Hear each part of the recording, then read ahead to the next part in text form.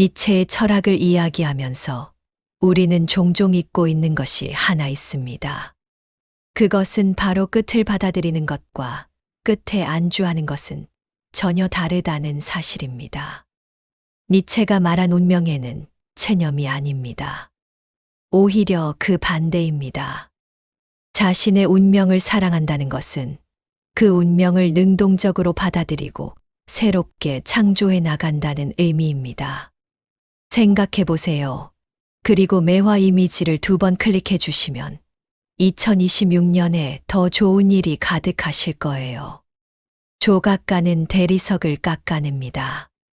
대리석의 일부는 끝없이 떨어져 나갑니다. 그 조각들은 버려지고 사라집니다. 이것이 끝입니다. 하지만 그 끝이 있어야만 아름다운 조각상이 탄생합니다. 우리 인생도 마찬가지입니다. 무언가를 놓아주고 무언가를 끝내야만 진짜 우리 자신의 모습이 드러납니다. 니체는 젊은 시절 바젤 대학의 교수였습니다. 24살이라는 젊은 나이에 교수가 된 것은 대단한 영예였죠. 하지만 그는 10년 만에 그 자리를 떠났습니다. 건강 문제도 있었지만 더 근본적인 이유가 있었습니다. 그는 학계의 틀 안에서는 자신이 진정하고 싶은 철학을 할 수 없다고 느꼈던 것입니다. 많은 사람들이 그의 결정을 이해하지 못했습니다. 안정적인 교수직을 버리고 떠돌이 철학자가 되다니. 하지만 니체에게 그것은 끝이 아니라 시작이었습니다. 대학을 떠난 후 그는 알프스의 작은 마을들을 떠돌며 자신의 가장 중요한 저작들을 썼습니다. 만약 그가 안정을 선택했다면 세상은 니체의 위대한 철학을 만나지 못했을 것입니다. 우리는 종종 안정을 추구합니다.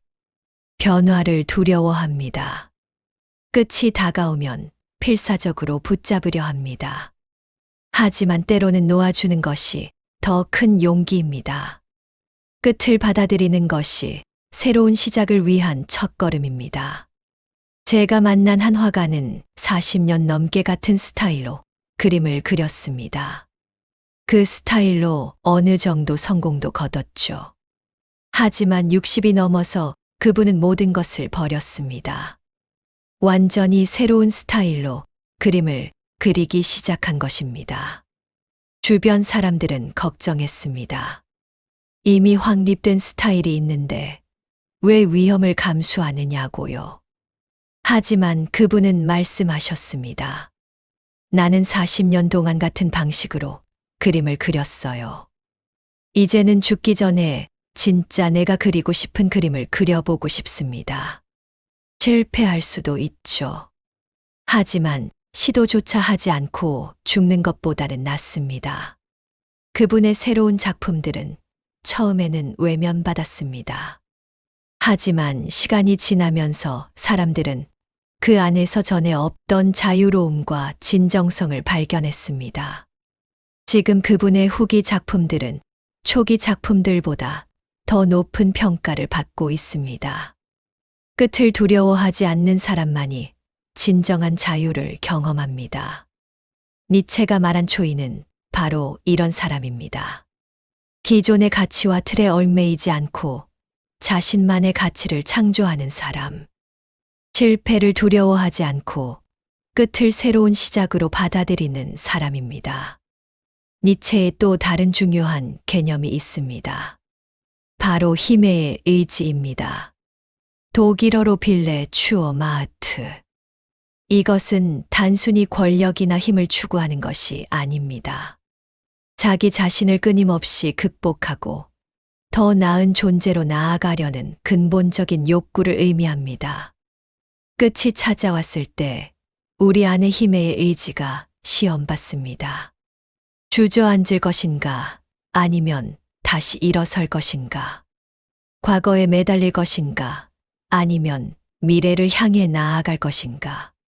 이 선택의 순간이 우리를 정의합니다. 한 사업가가 있었습니다. 그는 20년 동안 키운 회사가 파산했습니다. 빚더미에 앉았고 모든 것을 잃었습니다. 50대 중반의 나이에 완전히 새로 시작해야 했습니다. 주변 사람들은 그가 다시는 일어서지 못할 거라고 생각했습니다. 하지만 그는 달랐습니다. 그는 실패를 분석했습니다. 무엇이 잘못되었는지, 어떤 선택이 회사를 무너뜨렸는지 냉정하게 돌아봤습니다. 그리고 그 실패에서 배운 것들을 토대로 다시 시작했습니다. 작은 컨설팅 회사로 시작했지만 그의 경험과 지혜는 큰 자산이 되었습니다. 7년이 지난 지금 그의 회사는 전보다 더 건강하게 성장하고 있습니다. 그리고 그는 말합니다. 첫 번째 회사는 성공했지만 나는 많은 실수를 했어요. 파산은 끔찍했지만 그 경험이 나를 더 나은 사업가로 만들었습니다. 지금의 나는 그때의 나보다 훨씬 현명합니다. 이것이 바로 힘의 의지입니다. 단순히 성공을 추구하는 것이 아니라 실패를 통해서도 성장하는 것. 끝을 받아들이되 그 끝에 머물지 않는 것. 무너졌지만 그 무너짐을 디딤돌 삼아 더 높이 올라가는 것입니다.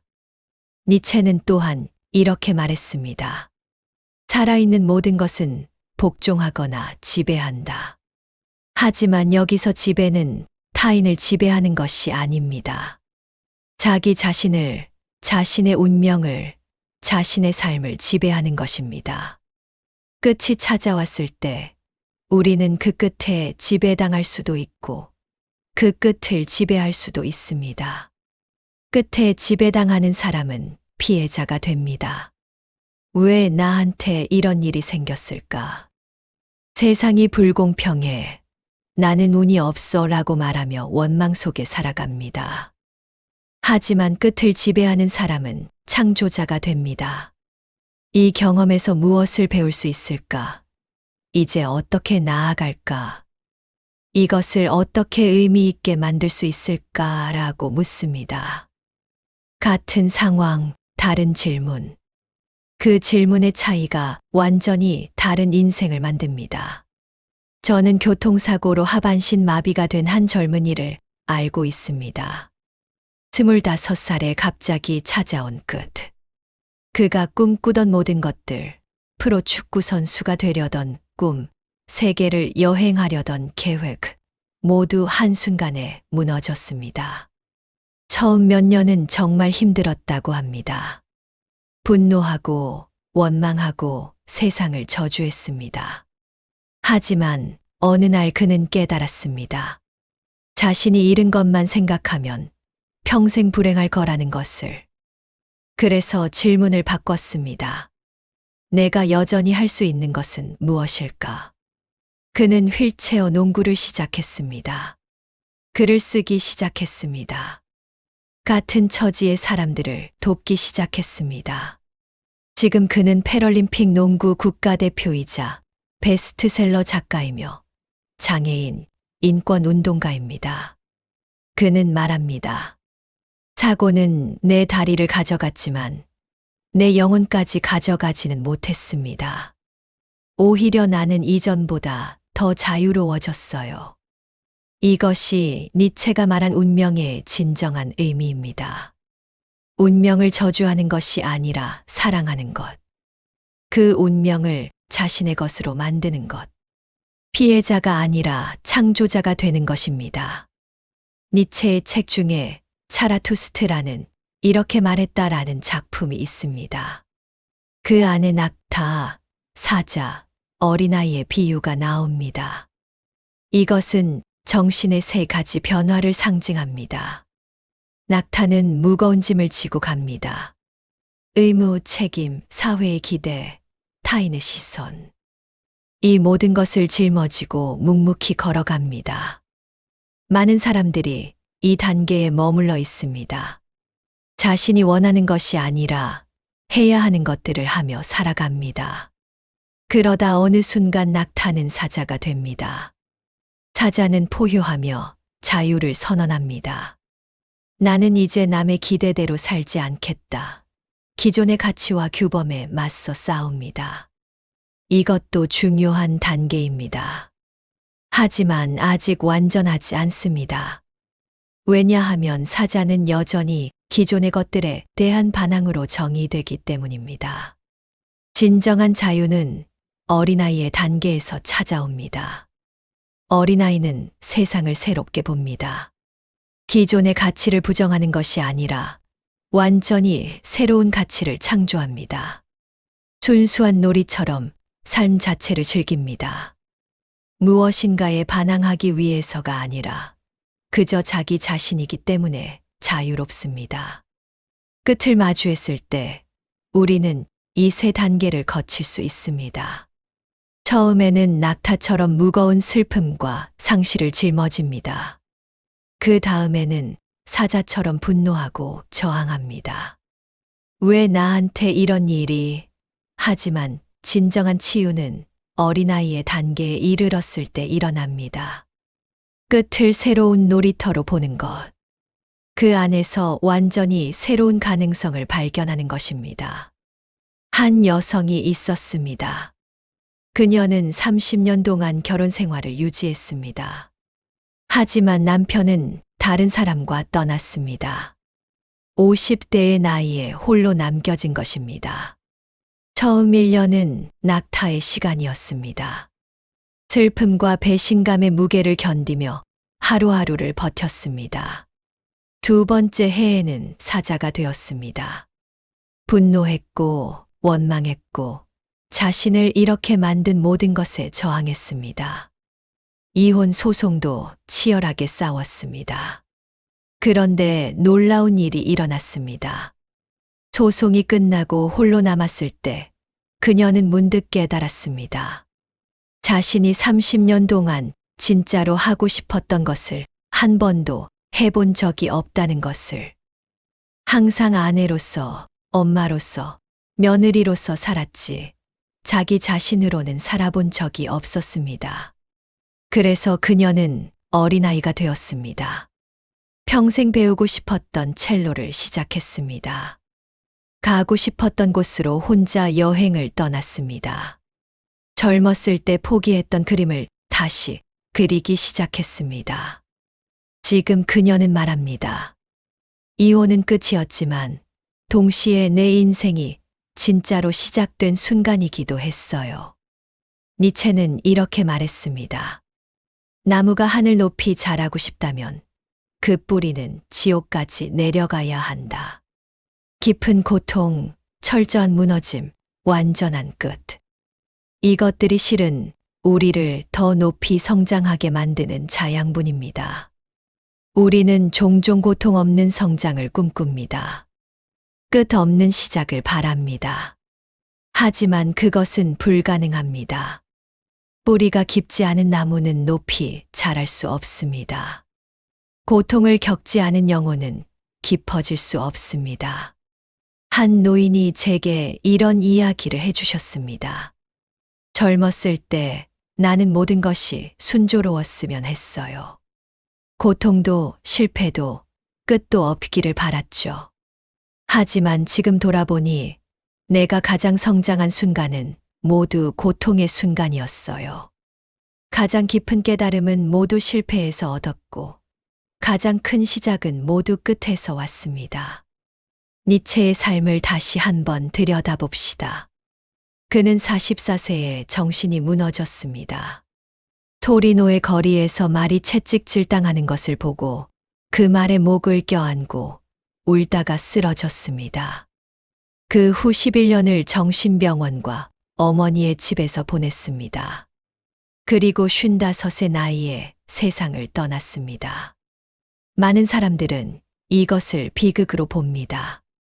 하지만 다르게 볼 수도 있습니다. 니체는 자신의 철학을 완성했습니다. 영원의 길을, 초인을, 운명애를 세상에 남겼습니다. 그의 육체는 무너졌지만 그의 사상은 영원히 살아남았습니다. 끝은 끝이 아니었습니다. 우리가 두려워하는 끝이란 무엇일까요? 죽음, 실패, 상실. 하지만 니체의 관점에서 보면 진짜 끝은 없습니다. 모든 것은 변화하고 순환하고 다시 태어납니다. 우리가 끝이라고 부르는 것은 단지 변화의 한 지점일 뿐입니다. 계절을 생각해 보세요.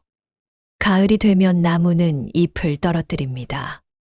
그것은 끝처럼 보입니다. 앙상한 가지만 남은 나무는 죽은 것 같아 보입니다. 하지만 우리는 압니다.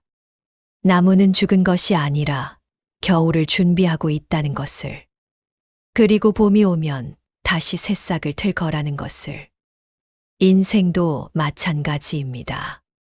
지금 잎을 떨어뜨리는 시간일 수 있습니다. 앙상해 보일 수 있습니다. 하지만 이것은 죽음이 아니라 준비입니다. 다음 계절을 위한, 새로운 시작을 위한 준비입니다. 니체는 또한 이렇게 말했습니다. 고통받는 자에게는 위로할 권리가 없다. 오직 고통을 이겨낸 자만이 위로할 수 있다. 이 말은 냉정하게 들릴 수 있습니다. 하지만 깊은 진리를 담고 있습니다. 우리가 고통 속에 있을 때 우리는 그 고통에 빠져 있습니다. 아직 그것을 객관적으로 볼 수 없습니다. 하지만 고통을 통과하고 나면 우리는 그 경험을 지혜로 전환할 수 있습니다. 그때 비로소 우리는 다른 사람의 고통을 진정으로 이해하고 위로할 수 있게 됩니다. 한 상담사가 있었습니다. 그녀는 우울증으로 고생하는 사람들을 돕는 일을 합니다. 그런데 놀랍게도 그녀 자신이 심각한 우울증을 겪었던 사람입니다. 20대에 자살을 시도했고 오랜 시간 치료를 받았습니다. 그녀는 말합니다. 내가 우울증을 겪지 않았다면 지금 이 일을 할 수 없었을 거예요. 책으로만 배운 지식으로는 진정한 공감이 불가능합니다. 내가 그 어둠 속을 걸어봤기에 지금 그 어둠 속에 있는 사람의 손을 잡을 수 있습니다. 끝을 경험한 사람만이 끝의 의미를 압니다. 무너져 본 사람만이 다시 일어서는 법을 압니다. 그래서 니체는 말합니다. 고통을 피하지 말라고. 그것을 통과하라고. 왜냐하면 그 통과의 경험이 당신을 더 깊고, 더 지혜롭고, 더 강한 사람으로 만들기 때문입니다. 여기서 중요한 것이 있습니다. 끝을 받아들인다는 것이 수동적으로 당하는 것을 의미하지는 않습니다. 니체가 말한 운명에는 능동적인 사랑입니다. 운명을 그저 받아들이는 것이 아니라 그것을 자신의 것으로 만드는 것입니다. 예를 들어 병에 걸렸다고 합시다. 수동적인 태도는 어쩔 수 없지, 받아들여야지라고 말하며 아무것도 하지 않는 것입니다. 하지만 능동적인 운명에는 다릅니다. 이 병을 통해 내가 배울 수 있는 것은 무엇일까? 이 경험을 어떻게 의미 있게 만들 수 있을까? 라고 묻는 것입니다. 한 암 환자가 있었습니다. 진단을 받았을 때 그는 절망했습니다. 하지만 곧 태도를 바꿨습니다. 치료를 받으면서 자신의 경험을 블로그에 기록하기 시작했습니다. 솔직하게 두려움도 희망도 모든 것을 글로 썼습니다. 놀랍게도 수많은 사람들이 그의 블로그를 읽었습니다. 같은 병을 앓는 사람들, 가족이 아픈 사람들, 그리고 그저 삶의 의미를 찾는 사람들. 그의 글은 많은 이들에게 위로가 되었습니다. 그는 말했습니다. 암은 내게서 건강을 가져갔지만 동시에 삶의 의미를 발견하게 해줬습니다. 이것이 바로 능동적인 운명의입니다. 주어진 상황을 단순히 받아들이는 것이 아니라 그것을 변화시키고 의미를 부여하는 것입니다. 니체는 이렇게도 말했습니다. 춤추는 별을 낳으려면 혼돈을 품고 있어야 한다. 끝은 혼돈입니다. 모든 것이 무너지고 흩어지고 뒤섞입니다. 하지만 바로 그 혼돈 속에서 새로운 별이 태어납니다. 우주를 생각해 보세요. 별은 어떻게 태어날까요? 거대한 가스 구름이 무너지면서 태어납니다. 중력에 의해 붕괴하고 압축되고 그 과정에서 엄청난 에너지가 발생합니다. 그리고 그 중심에서 새로운 별이 점화됩니다. 무너짐이 없었다면 별의 탄생도 없었을 것입니다. 우리 인생의 별도 그렇게 태어납니다. 모든 것이 무너지고 혼돈스러운 그 순간, 우리 안에서 새로운 무언가가 점화됩니다. 새로운 열정, 새로운 목적, 새로운 의미. 그것이 우리를 밝게 빛나게 만듭니다. 한 음악가가 있었습니다. 그는 클래식 피아니스트로 성공적인 커리어를 쌓고 있었습니다. 하지만 40대에 손에 문제가 생겼습니다. 더 이상 예전처럼 연주할 수 없게 되었습니다. 피아니스트에게 이것은 끝입니다. 하지만 그는 포기하지 않았습니다. 연주할 수 없다면 작곡을 하겠다고 생각했습니다. 그리고 자신의 고통, 상실, 그리고 그 속에서 발견한 새로운 의미를 음악으로 표현하기 시작했습니다. 그의 음악은 이전과는 완전히 달랐습니다. 더 깊고, 더 진솔하고, 더 감동적이었습니다. 사람들은 말했습니다. 당신의 새 음악은 이전의 연주보다 훨씬 더 아름답습니다. 그는 대답했습니다. 손을 잃었기에 영혼을 찾았습니다. 니체의 철학을 관통하는 핵심은 결국 이것입니다. 삶을 긍정하라. 모든 것을, 좋은 것도 나쁜 것도, 시작도 끝도 모두 긍정하라. 왜냐하면 그 모든 것이 삶이기 때문입니다. 우리는 종종 삶을 편집하고 싶어 합니다. 좋은 부분만 남기고 나쁜 부분은 지우고 싶어 합니다. 하지만 그것은 불가능합니다. 그리고 설령 가능하다 해도 그렇게 편집된 삶은 진짜 삶이 아닙니다. 영화를 생각해 보세요. 갈등이 없는 영화가 있을까요? 주인공이 한 번도 실패하지 않는 이야기가 감동적일까요? 아닙니다. 우리가 감동받는 것은 주인공이 넘어지고 실패하고 절망하지만 다시 일어서는 그 순간입니다. 끝을 경험하고도 다시 시작하는 그 용기입니다. 우리 삶도 마찬가지입니다. 끝이 있기에 시작이 의미 있습니다. 실패가 있기에 성공이 값집니다. 슬픔을 알기에 기쁨을 온전히 느낄 수 있습니다. 니체는 말합니다. 그대의 삶이 1000번 되풀이된다 해도 나는 그것을 사랑한다고 말할 수 있는가? 이것은 단순한 질문이 아닙니다. 우리 삶을 대하는 태도에 대한 근본적인 물음입니다. 지금 이 순간 당신의 삶을 돌아보세요. 고통스러웠던 순간들, 끝이라고 느꼈던 순간들, 모든 것이 무너졌던 순간들. 그 순간들까지 포함해서 당신은 당신의 삶을 사랑할 수 있습니까? 어쩌면 지금은 어려울 수 있습니다. 아직 상처가 아물지 않았을 수 있습니다. 하지만 언젠가는 그 순간들조차도 당신 삶의 소중한 부분이었다는 것을 깨닫게 될 것입니다. 그 끝들이 있었기에 지금의 당신이 있다는 것을 알게 될 것입니다. 끝은 또 다른 시작입니다. 이것은 단순한 위로의 말이 아닙니다. 삶의 근본적인 진리입니다. 니체가 평생을 통해 우리에게 전하고 싶었던 메시지입니다. 당신이 지금 어떤 끝을 마주하고 있든 기억하세요. 그 끝 너머에는 새로운 시작이 기다리고 있습니다. 겨울이 아무리 길고 추워도 봄은 반드시 옵니다. 매화는 가장 추운 겨울 끝자락에 가장 아름답게 피어납니다. 당신의 매화도 곧 피어날 것입니다. 아모르 파티. 당신의 운명을 사랑하세요. 그리고 그 사랑으로 새로운 시작을 맞이하세요. 내용이 마음에 드셨다면 구독, 좋아요 부탁드립니다. 좋은 하루 되세요.